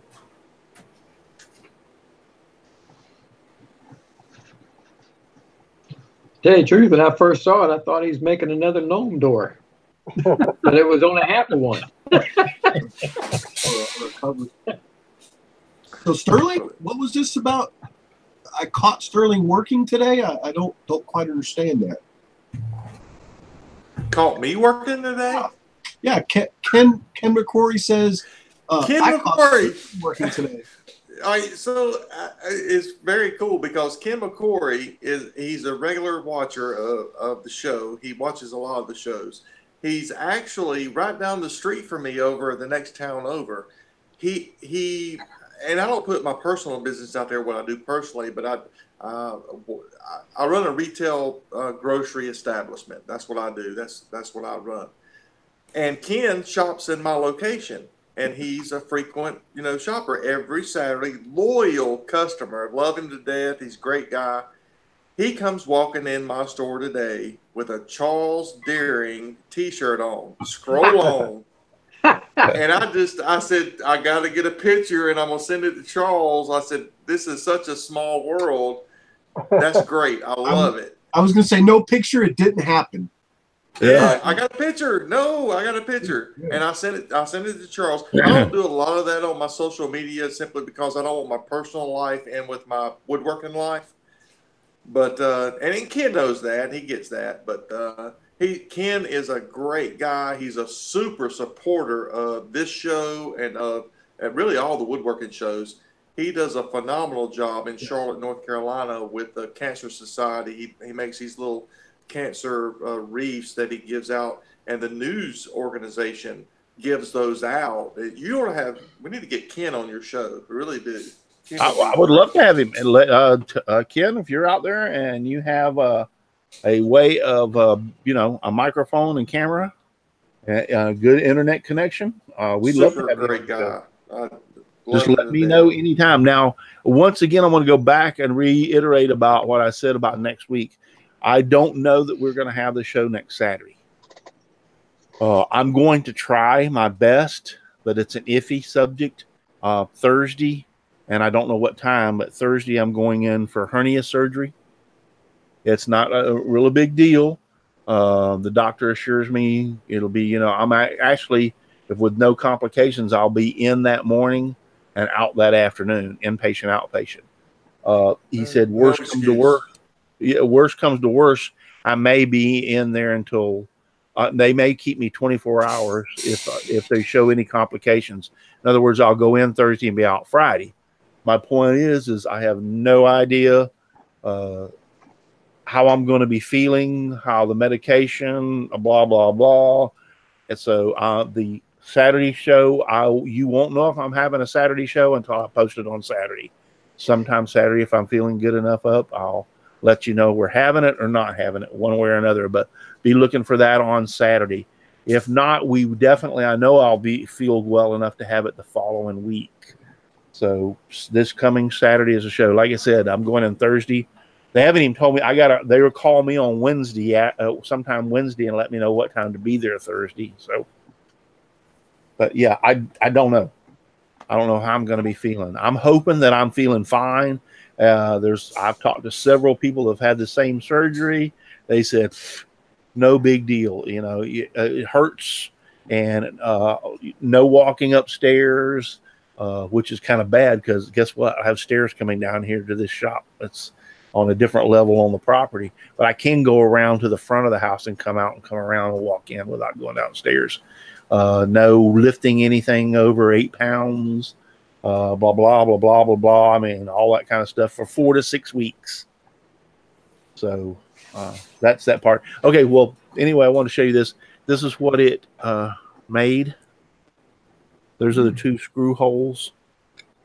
And it sits like this on the end of the thing, so that if the cables come, they can ride up it onto the top of the square tubing rather than get caught. Now, this thing sticks fantastic. I'm talking about this came with the thing, and a lot of people say use mirrors and spray it with lacquer. They ain't nothing that sticks. It's hard to get it off. It sticks so good. So what I kind of have to do sometimes is try to bow this to get a corner to break free, and it just did. But I have to bow this to get a corner to break free. And then once I get a corner to break free, I put my, they call it a spatula. I call it a putty knife. But I put my putty knife underneath it, and boom, it pops right off. I was going to say, be careful, you won't need that surgery. I was thinking the same thing. I said, be careful, you won't need that surgery. Yeah. Those little tiny pocket squares that are also little rulers, they're great to get up underneath there because they're small. But this is what it printed. Those are the screw holes. This will fit on the end of that. And then, like I said, when when the cables come up, rather than catching on the end of the square, which would be like this and possibly hanging, this will allow the cables to slide up onto the thing. And this printed during the show. Yes, it's pretty rigid. I mean, I need to get me one of them. What, Russ, you'll love it, Russ Meadows. Yeah, it's pretty rigid. I'm having a little problems. I'm trying to get this smooth. I have discovered one thing. I increased the temperature from 210 centigrade to 215, and that's helped a lot. It looks a lot better. So, but yeah, just another little tool in the shop. So anyway, all right, guys. Well, I thank you all for being here tonight. I appreciate you all very much. Thank you all for being in the chat. Dennis Godson, Ken McCrory,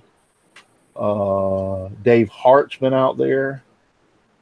Jim Bashir's. Not Just Sawdust. I think he wasn't one of the winners. I believe he was. No, he was number 10. He was. I think he was one of the winners. So Not Just Sawdust is out there. It's 2:30 a.m. here in Portugal. No, he wasn't one of the winners. So it's 2:30 a.m. 2:30 a.m. in Portugal. Wow. I still love the build. I love the sound. I really do. Oh yeah. That was my second place. If I had a second place prize, I'd do it. But Joshua Furman was out there. Shane's Hobby Shop has been out there commenting. Donald Matthews has been out there. Donald Vlogs Fly Wood Shop. Yeah. He's been every out. time I'm on, he's not. And every time he's on, I'm not. He works a lot, and then he's been sick. He told me the other day he was sick. So well, he messed up around the house there a little bit. He's I made an original pallet wood nothing because he didn't even enter this year. So I'm just going to try to go back through and see it. Inspired Woodworks has been out there. Just some of the guys that have been out there in the chat. Thank you very much for being out there in the chat. What'd you say, Katie? Donald messed up at home. He's probably not able to make anything. Yeah. Oh, no, he's been running from Jackie for a while now. Yeah, he threw away her bacon drippings. Oh. Yeah, you know how if you're a Southerner. Yeah, if you're a Southerner, you cook a lot of bacon, and what you do, all that bacon grease, you've got a can. My mom used to have an empty can of Crisco that had the little plastic lid on it. Yeah, it's a grease can.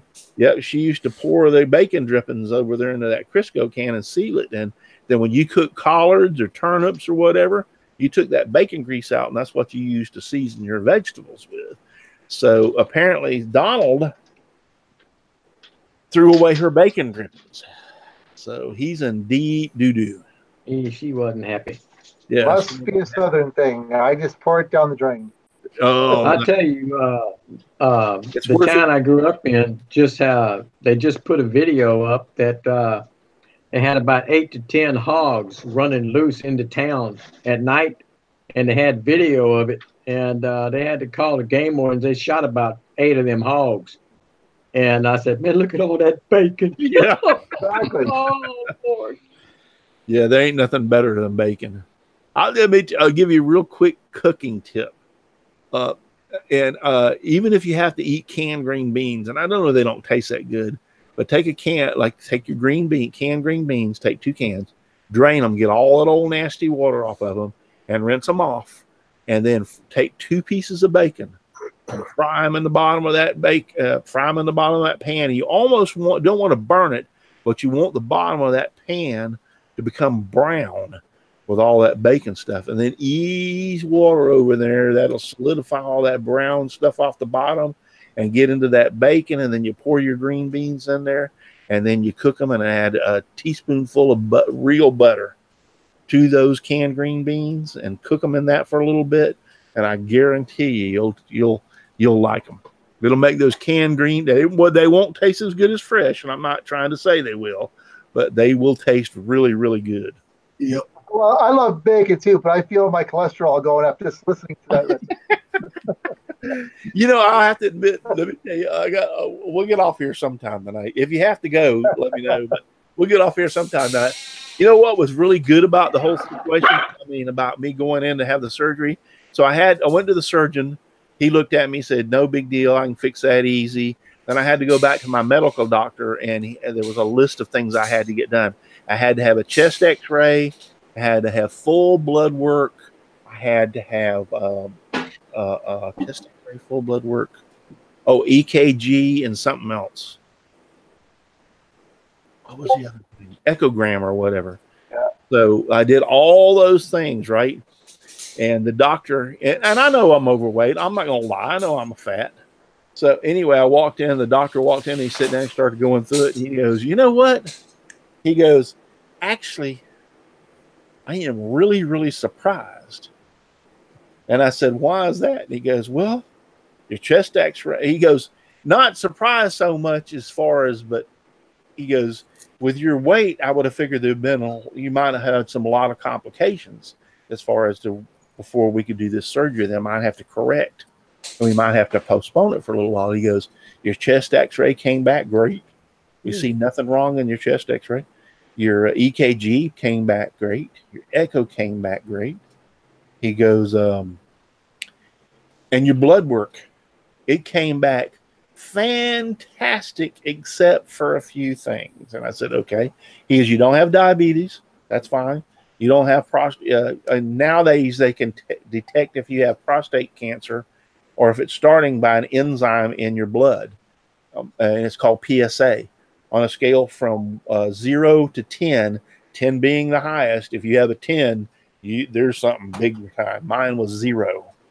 So he goes, you don't have prostate cancer. You don't have diabetes.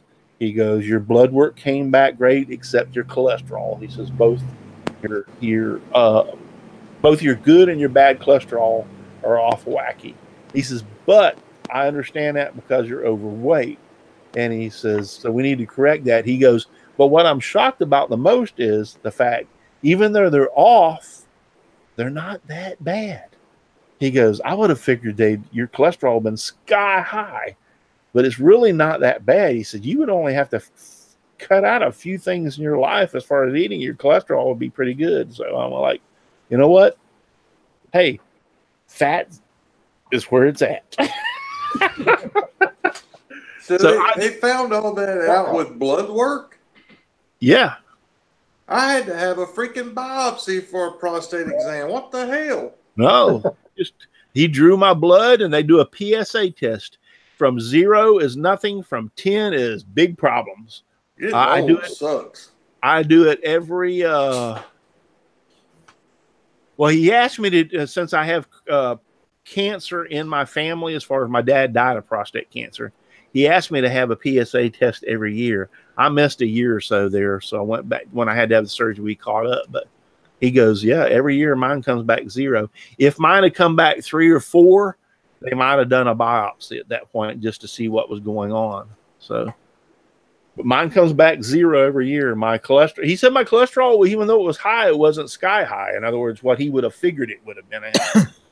So, you know, it goes back to also to that. You ever watched Grumpy Old Men? You know how Burgess Meredith sit on the couch with what was his name? His son sitting next to him. Batman? No, Burgess Meredith was a grumpy old man, but it wasn't Batman. Well, he was the Penguin also. Yeah, but anyway, he said, you know, he was telling his dad about his lifestyle. He goes, you know, I wake up every morning and I have a beer and I eat bacon. And he was talking about all the stuff that he eat all this day. And he goes, at lunch, I have beer. And in the afternoon, I have beer. And I eat more bacon. And we're talking about all this stuff. And he goes, he's like, and I'm 87 years old, you know, and I'm still doing all this stuff. We won't get into this, but I'll tell you what, I don't think it's the kind of stuff, the old country cooking and country lifestyle. My father, even though he died of prostate cancer, was 70-something years old. His heart was just as good. Everything about him was just as good. It's, you know what's killing America? It's called fast food. That is what's killing America. When you stop by McDonald's all the time, when you eat at breakfast, lunch, and dinner, when you, you gorge yourself with pizza, fast food is what's killing America.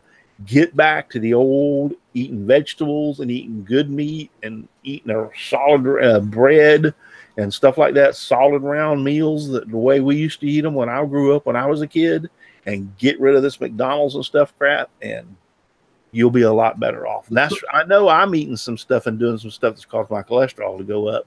But my point is he was shocked that it was, even though it was high, it wasn't sky high. He would have figured, as fat as I am, I was eating McDonald's every day, and he would see like some outrageous number, and it wasn't that case. Is there an all taco diet? I think that would work. That would probably be good. Yeah. You know, the Chinese, let's go back to these. You know, Japanese and Chinese don't have the heart problems and all the cholesterol problems and everything we have. Look at the lifestyle. But I mean, they eat a lot of rice and stuff, but they eat a lot of vegetables and lean stuff also. Yeah, plant-based and not a lot of sugar. Yep, sugar. They don't have heart problems in Japan. Sugar is like sunburn on the inside of your veins. You ain't kidding. So what about eating fast food slowly? Does that help? All I know is that's going to be the death of me as far as sugar, because that's the main ingredients to the #1 spirit in the world. So we'll leave it at that. It's sugar and salt. Sugar and salt. Sugar and yeast. Not salt. My Sugar and wife, yeast. Favorite. my wife makes some of the best cakes and pies. She makes a carrot cake to die for, and she makes some chocolate chip cookies that just melt in your mouth. They are so good, and I have to stay away from that crap. I mean, I'm heavy enough as it is, and I have to fight to stay away from that stuff all the time. But I agree with you, Sterling. Sugar, salt. I see her carrot cake, and I'm sitting there going, I could eat the whole damn cake by myself. Just make one for me and make one for the family. So, yeah. It's been a great time, guys. We've had a good time. We need to get off here. It's almost 10 o'clock. Yeah, we've been on here for 2 hours. I know. We still got 33 people watching us as of right now. So it's like. Just wait to see what happens next. I can get off because everybody's blurry to me. I'm just going to be honest. We love you out there. Robert Crow just showed up. He hasn't been here all night. Dickinson Hoffman's been out there. Robert Crow from Robert Crow Mobile Home Workshop. How you doing, Robert? Use carb chips, Russ. I'm not sure what that is. CARBB chips, Russ. Larry Potts says I'm making him hungry. Yeah. Yeah, they hide sugar and salt and everything. Yeah, but fast food is the world's worst. Come on. Right. Well, the other thing is, like for me, I live by myself. The frozen dinners or frozen meals and stuff. They're not healthy either. When seagulls won't eat a McDonald's hamburger because it has so many preservatives in it, and seagulls will eat anything, there's a problem. Yeah, they're like the possums of the air. Yeah. Yeah. But the fast food, you think it's not going to be McDonald's, it's Burger King, it's Long John. Yeah, it's all. Look at Long John Silver's list of their fish and stuff. First off, I wonder sometimes if it's really fish they're putting in there. Second off, it's fried. I've eaten from there before, and I'm not gonna lie. And when you get down to the bottom, when that paper is in there, and you pull the paper up, and it's solid soaked in oil, that can't. And we eat fried food around here too. One of the things I did cut back out years ago that helped a lot was we fry most of everything we do now anymore in peanut oil, which is a lot better for you as far as healthy wise. But even the packaged lunch meat is not good for you. You need to go and people say, like, you're full of crap. No, I'm not. My brother has colon cancer. Processed meat, sir. Yep. And the doctor told him one of the leading things that are killing people is not only fast food, but processed food, which are your meats, packaged meats that you buy for sandwiches. The Oscar Mayer brand, the Publix brand. Your luncheon meats, your bologna, hot dogs. I can't give up bacon. Hold on. But if you go to the deli and have it cut where it's coming off of that solid piece, it's not the same as what you're eating in the package that they are putting out there. You got to be careful of the stuff that's supposed to be good for you as well. I read an article yesterday, I believe it was, how honey is supposed to be such good, it has medicinal properties and whatnot. But the honey we get here in the United States anymore is all imported from overseas. Yes. They ultra filter it, filter out all the pollen out of it, and the pollen is what gives you the nutritional value, and the medicinal values of the honey. So what we're getting is not real honey. If you want real honey, you got to go get it locally or get it from a health food store or something like that where it's cloudy. Mm-hmm. Yeah, I'll get mine locally. Love the clean look of them. My doctor told me, because of my allergies, he said, "Go. What do they call those? Honey arbor. There's a name for it, and I can't think of it right now. Anyway, we have two of them. Within a few miles of my house. And my doctor told me to go to them and buy honey, and every morning take a teaspoon of honey and eat it, because that had the natural stuff, and it's been proven. And he can show me scientifically that it will help me overcome my allergies, because the honeybees are eating the pollen off of the things locally, and I've got one of those within a guy that sells honey within a mile of me. He says, eat that honey and it'll help you with your allergies. And it's kind of held true. Usually I have 2 or 3 sinus infections every year, or no, 4 or 5 sinus infections every year. And this year I've only had 3. So I'm cutting back on the amount of sinus infections that I'm actually having. So if you want to watch a movie that's scary, watch that movie on HBO. It was on HBO, I think it was, but I think it's also on YouTube, and that's Super Size Me. And that's about a guy that eat McDonald's breakfast, lunch, and dinner for a period of time. I don't know if it was 90 days or 6 months or whatever it was. And if he went to the window and they said, do you want that super size? He had to say yes. He had permanent liver damage and kidney damage and spleen and all kind of problems for the time that they finished that or filming all that thing for that however many days it was. So yeah, Sperlin was the guy that did that. That put him on the map. That was his first major project. Yeah. He did a lot of other things similar to that, but that first one I think was his best documentary. But he gave him permanent some health damage. Yeah, it's not good. Yeah.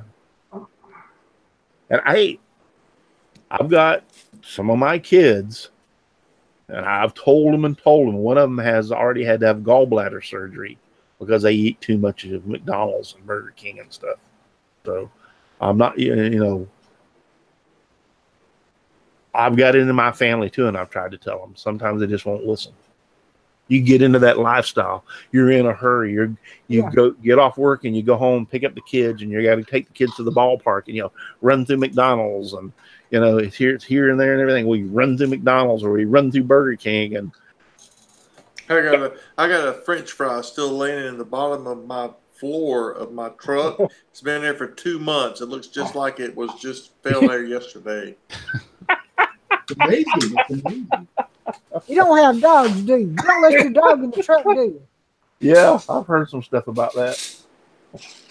That's the truth. I ain't lying. It's a shame. I know. I'm not lying. It's the truth. I've got a French fry. I left it there for a reason. I want to see how damn long it's going to stay there. Yeah. Why don't you left it there? Look like that. I'm hungry enough. It looks like it just come out of the pack yesterday. Yep. They usually do. Yeah, how about Twinkies? Oh, yeah. We got to end this, Russ, or I'm going to have to leave. Yeah. Yeah, we go ahead and end it. Twinkies, though. Let's get on the Twinkie subject. Twinkies are supposed to be one of those things that you can set them out on the counter and they stay there for 10 years and never. So that's one of the things. They don't even ever get mold on them. Yeah. Yep. I've eaten one that was out of date and it tasted just like it did when it was in date. So the ones that were in date, so to speak. So anyway, it's good to be alive, though. Yeah. So thank you all for being out there. I appreciate it very much. Thank you, Brenda. Thank you, Chris. Thank you, John, Katie, Matt, Al, Paul, Russ Meadows, and thank you, Sterling, for being on tonight. I appreciate it very much. We only got one thing left to do, and that is just give me sawdust, lots of sawdust all around me and everywhere. I like it flying all around my shop and even in my beard and hair. Good night, everybody. Thank you for watching, and God bless everyone. Good night, everyone. Remember, you don't have to go home, but you cannot stay here. We won't be here. Good night.